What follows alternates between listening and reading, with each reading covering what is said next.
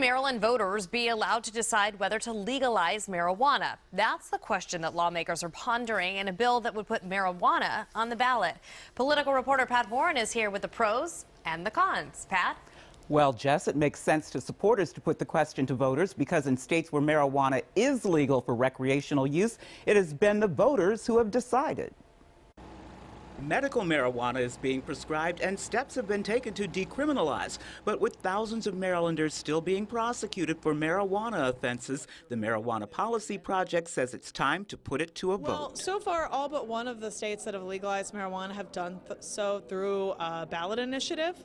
The public is actually well ahead of some lawmakers on this issue. On the ballot, Marylanders would decide whether to legalize recreational marijuana for adults 21 and older to possess up to 1 ounce. The House Judiciary Committee heard pros and cons today. Opponents include Mid-Atlantic AAA.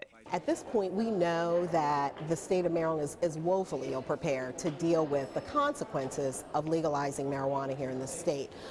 We're still actually trying to iron out how to deal with the medical marijuana program here. A similar bill failed to gain traction last year. And certainly it is an uphill battle, but if you look at the polling numbers, 64% of likely voters support this reform. And we're really hopeful that the lawmakers will listen to their constituents in an election year, particularly, and follow the will of the voters on this. The bill needs 60% of both the full House and Senate to get to the ballot.